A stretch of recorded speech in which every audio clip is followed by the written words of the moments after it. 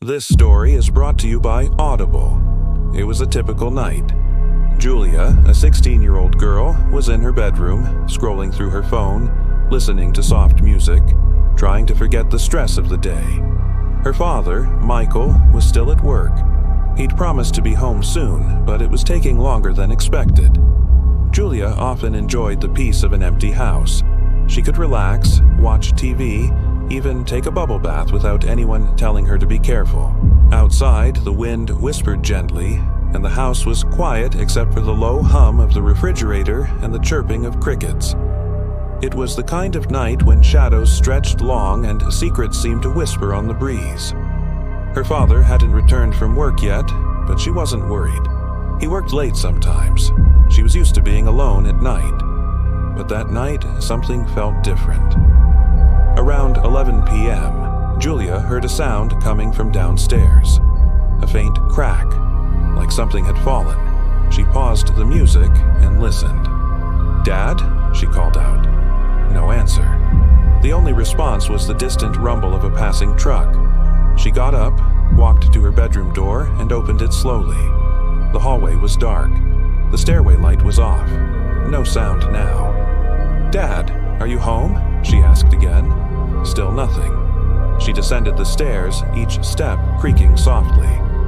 "Dad, if you're home, can you turn on the light, please?" The darkness was thick, making shapes dance at the edge of her vision. She grabbed her phone and sent a message. "Did you get home already?" The reply came quickly. "Still at work? Everything okay?" Julia froze. The sound she heard wasn't her father. He wouldn't be downstairs. He had his special key, and he always used it. She turned, rushing back to her room. She fumbled with her keys, unlocked the door, locked it again, and leaned against it, trying to steady her breath. What if it was a burglar? Her father always told her to be cautious. Strangers weren't nice. She should call the police. But what if they didn't come in time?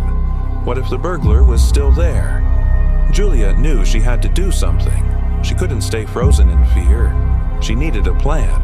She needed a weapon. She reached under her bed and pulled out a baseball bat. It was her older brother's. He'd given it to her once when he thought she was being bullied at school. "You never know," he'd said, winking. Now she did know. She gripped the bat tightly, its smooth surface comforting in her clammy hands.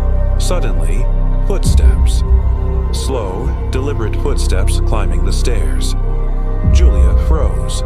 Had she made a noise? Had the intruder heard her? She held her breath, listening. The footsteps continued, each step echoing in the silence. The doorknob began to turn. Slowly, so slowly, like the intruder was enjoying the suspense. Julia took a step back, her heart pounding against her ribs.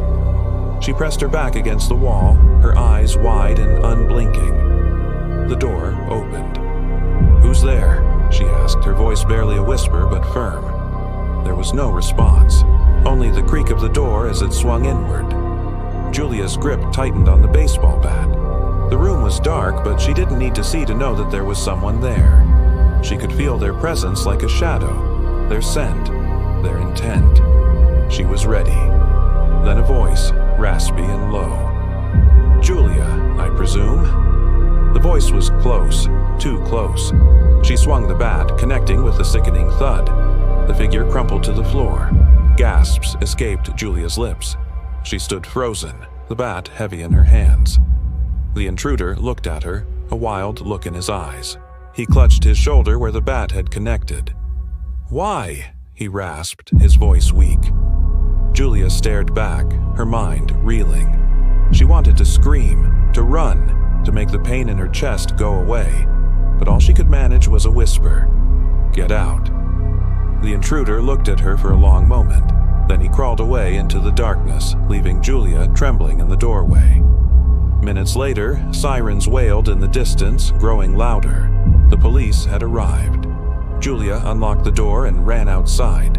2 police officers entered with flashlights. Their faces were grim, their eyes searching. Her father arrived moments later, his face pale, his steps hurried. "Are you okay?" he asked, his voice tight with worry. Julia threw herself into his arms, tears finally flowing. She couldn't speak. She couldn't explain. All she knew was that she was safe now. The officers searched the house, finding signs of forced entry by the kitchen window. They found footprints in the backyard near the window. "He came in through here," one of them said, his voice low. "We've had similar break-ins in the area, jewelry stores mostly, but this is the first time anyone's been home." Julia looked at the window, remembering the intruder's words. "I presume." He had known her name. He had known that she was home alone. But how? The officer noticed her gaze. "You were lucky. Most victims don't realize until it's too late," he said, his voice grave. In the aftermath, Julia's world felt fractured. Her safe haven had been invaded. Her trust in the world shaken. She couldn't understand why this had happened to her. Why was she chosen? The police investigation yielded little. The intruder, whoever he was, had not been found. The stolen items were recovered, but the emotional toll remained. Julia's sleep became fitful. She started taking self-defense classes. Her father hired a private security service. Her mother suggested therapy. But Julia wanted to move past it. She didn't want pity or coddling. She wanted to be strong, to reclaim her life. The incident became a scar, a reminder that vulnerability could be a weakness. Yet, as time passed, she began to heal. The baseball bat was returned to her brother. The windows were replaced. The house echoed again with laughter and normalcy. But something had changed. Julia saw the world through a different lens. She knew that danger could lurk in the shadows, but she also knew that courage could bloom in the darkness. One evening, months after the break-in, Julia was home alone again. Her parents were at a friend's anniversary party. She was studying, but her mind kept drifting. The front door was locked, the windows secured. But the past could revisit, couldn't it? Her phone vibrated. A text from her mother. "Be careful, honey. We're home late." Julia smiled. Her mother probably didn't mean it, but it was a valid concern. Still, she had a sudden urge to check the locks. She went to the front door, double-checked it, then turned to leave. But as she turned, she saw it. A shadow, a fleeting glimpse of movement outside the window. She rushed to it, her heart pounding. Through the glass, she saw a man standing at the edge of the lawn. He was tall, lean, and he was watching the house. His eyes were intense, unwavering. She couldn't see his face, but she knew. She knew who it was. The intruder. He was back. Her fingers tightened around the window frame. Should she call the police? Should she hide? What should she do? Then, remembering her training, she stayed calm. She picked up her phone and dialed 911. Her voice was steady as she reported the break-in. Then she waited, listening for the sirens. She could hear the intruder moving away, disappearing into the darkness. When the police arrived, Julia led them to the window. They found footprints in the soft earth outside, the same footprints as before, identical. But the intruder was gone. Again, Julia watched the police search, hoping, fearing they would find him. But as the night wore on, it became clear he had vanished. Julia stood by the window, the cold glass pressing against her palm. She had faced her fear and lived to tell the tale. And maybe that was enough.